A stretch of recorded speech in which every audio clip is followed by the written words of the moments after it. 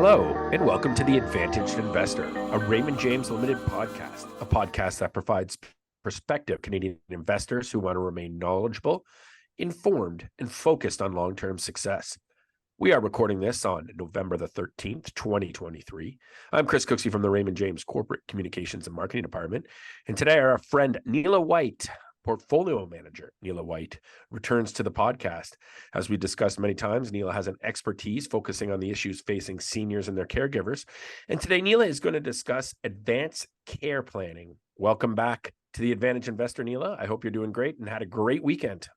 Thank you, Chris. Thank you for having me again. And I was just actually commenting. I actually saw my first little bit of snow on Saturday. So it's not all bad that the Christmas decorations are out in every store right now. Yes, I know. My wife started saying, should we put the Christmas lights up? And then I think we threw all our Christmas lights out last year. And anyway, whatever. We'll have to buy new Christmas lights is the real point. Anyway, I'm glad you're doing well. Another important issue that should be discussed out there today in terms of advanced care planning.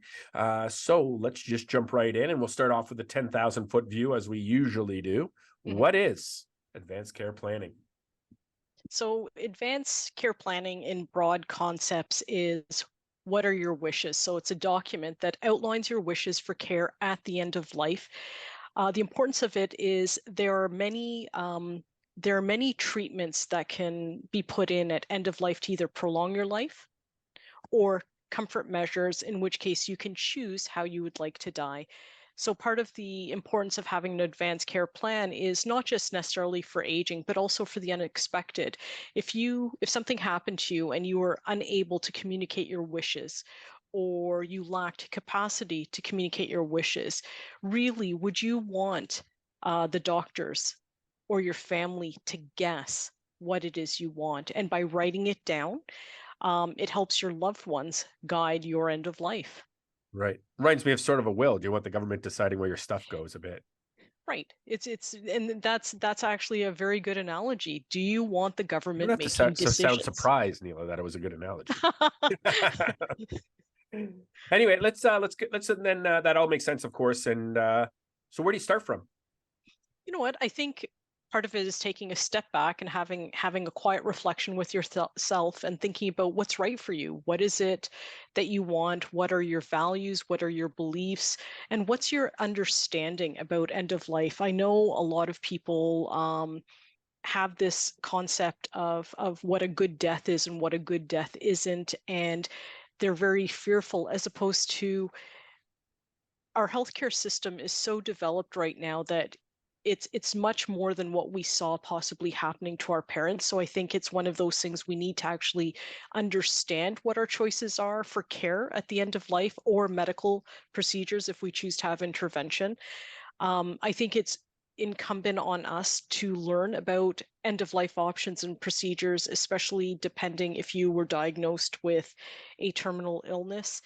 Also, part of the starting is you need to decide who's going to make those medical decisions on your behalf if you're unable to speak or lack capacity to make those decisions. And then I think finally, and possibly one of the most important things, is you have to have this conversation with someone. It can't just be a conversation or internal dialogue you have with yourself. You need to communicate that with your power of attorney for care or your substitute decision maker. It can't be the best kept secret. It's not fair to somebody who's left behind or has to decide. Right. Makes sense. Now, a lot of different options are out there. Yourself, you're a death doula, and I was aware of the doula during the childbirth process, but have recently heard about death doulas. So there's lots of different options out there for individuals to consider. And I think the government, is making or helping people to choose to end their lives in certain ways. That methodology is there now. Yep. So what are the things you should be investigating? Is it just, how do I want to go out, for lack of better terms? So what are your options? And I think, where do you want to die? Do you want to die in the hospital? Most people, when surveyed, don't want to die in a hospital. They'd want to die at home. So if you do want to die at home, what do you need to put in place to make sure that that can happen as peacefully and as well as possible? You need to make sure that plans are set in place if you wanted to die at home. Do you want to die in hospice? If you were terminal and you had a terminal prognosis, would it be hospice? Would you have to get in touch with the hospice? How much lead time do you need? So things like that you need to investigate. And I think it's also important to, just do a Google search on medical interventions at end of life. So things like, do you want to be resuscitated? And if so, in what cases? Do you want a feeding tube? Again, if so, in what cases? Um, do you want dialysis? And I think it's knowing some of the terminology, and maybe that's an idea for the Right. next podcast, is terminology, terms to know. But it's also doing a bit of legwork on finding out, does it prolong my life well, and is Right. that something I want, or does it prolong my life, period? Right. And I think those are very personal decisions, and because they're so personal and they're so emotional, it really is important and incumbent on us to be, it puts us in a vulnerable position, obviously, but to have these conversations with people, because if you're feeling that emotional about it and uncertain and fearful and scared, can you imagine the person who actually has to make the Right. best guess decision on, I think this is what ma wanted, I think this is what dad wanted, I think this is what my spouse wanted? That leaves a lot of guilt because Yeah. you will never know if it was the right decision. And I guess this, and as you mentioned, lots of decisions to be made. Whether it's Mhm. do not resuscitate. I know my grandmother had a do not resuscitate, Indeed. and they Mhm. did, and that doctor heard an earful. This was a while ago, but Mhm. you get to make those decisions at the end of your life. So maybe what are some of the other decisions that have to be made? I think Right. who is that person who is going to be your voice, who's going to be your advocate, who do you trust to be able to advocate for you, even if it's not what they want. Right. And I think that can be where some of the issues happen. If you don't have these conversations with someone, let's say it's a decision just fundamentally they could not support, therefore not carry out in your best interest. Are they the best person just because they're your closest living relative or anything like that? So I think it's having the conversation to make sure that somebody is able to support and advocate for your end of life decision. You still And need strong, someone to help you manage the healthcare system. you need somebody who's going to be talking to the doctor. You're going to need someone who possibly, if there's a lot of family with differing opinions, Right.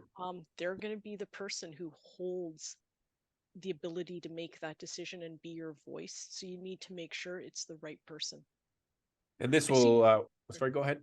I was just going to say, I've seen happen many times where, even though parents have expressed their whole lifetime, a certain fundamental belief in life, that because everybody has a different view at end of life when dying, that even though they know fundamentally that was the parent's decision, they will try everything to keep them alive as long as possible. And that Right. has to do with the person who's going to be left behind, not the person who's dying. And therefore, having this document that helps support, this is what I want, makes it easier for the doctor to say, hey, look, it's quite clear that this is what Mrs. Smith or Mr. Smith wanted.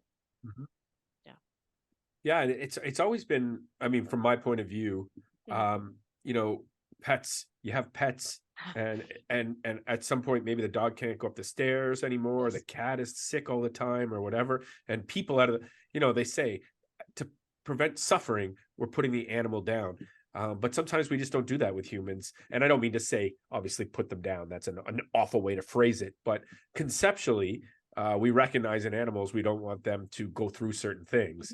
Mhm. I also understand humans are a level ahead of animals to most people, but it's just one of those confusing things around it. Mhm. So as you mentioned, a lot of conversation has to happen both with the person who's looking out for you, or probably better, a couple people looking out for you, to so there's a maintenance of Validation. Mhm. status quo, or bounce the ideas off, or prevent someone from doing something on their own. So obviously you're talking with family, you're talking to your doctors, lawyers, perhaps. Anyone else you'd be talking to in this situation?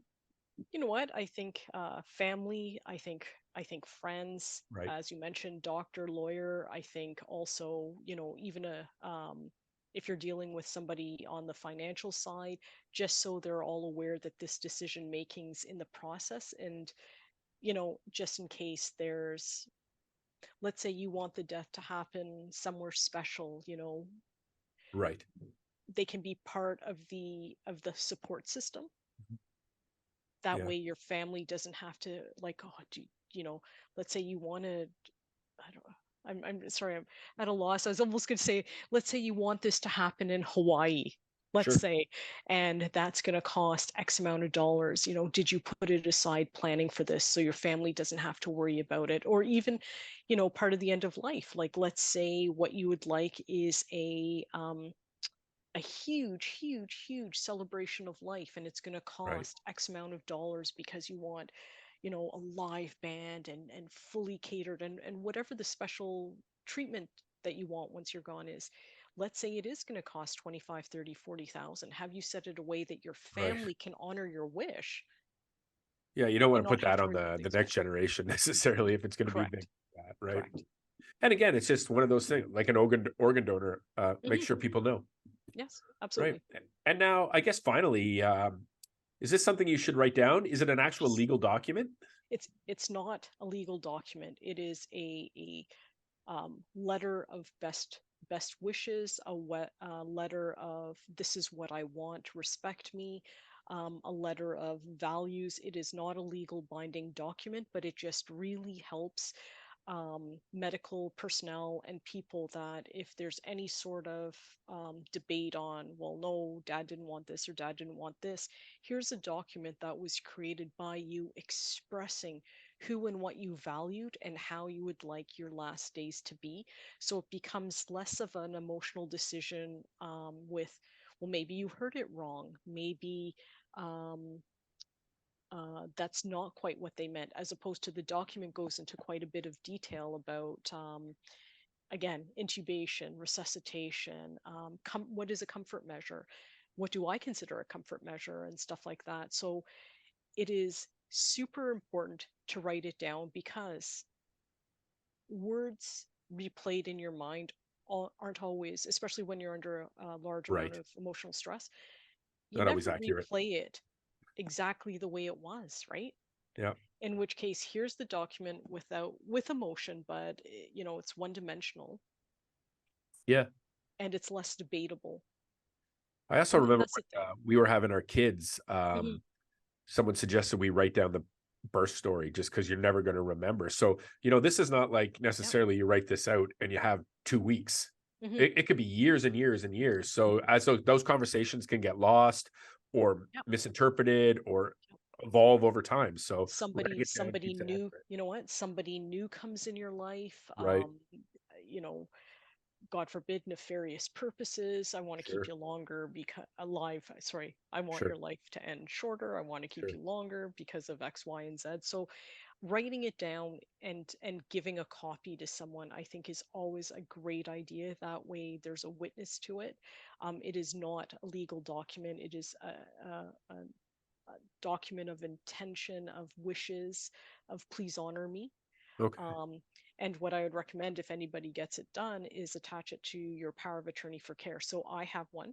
Right. I got mine drafted just after my mom died, and it's attached to my power of attorney for care. That way, if anyone had to make the decision and it was highly emotional, and I'm assuming actually it would be my daughter at a much later age, that it wouldn't be, I can't do this. I don't Mhm. know it's what mom wants, and I don't want her to have that guilt on her. So here it is. Here it is in writing. I'm okay with it. This is what Right. I want. Yeah. Well, So Neela, yes, I always write it down. appreciate. Well, it makes sense. I mean, I always appreciate you joining us, Neela. These are often heavy topics, and you bring such a nice or a softer way of looking at it, and while at the same time keeping us focused on what's important. So, thank you again for joining us, and I know you'll join us again soon. Perfect. Thank you for having me today. Alrighty. Reach out to us at the Advantage Investor Pod at raymondjames.ca. Subscribe to the Advantage Investor on Apple, Spotify, or wherever you get your podcasts. Please contact your advisor with any questions you have. On behalf of Raymond James and the Advantage Investor, thank you for taking the time to listen today. Until next time, stay well.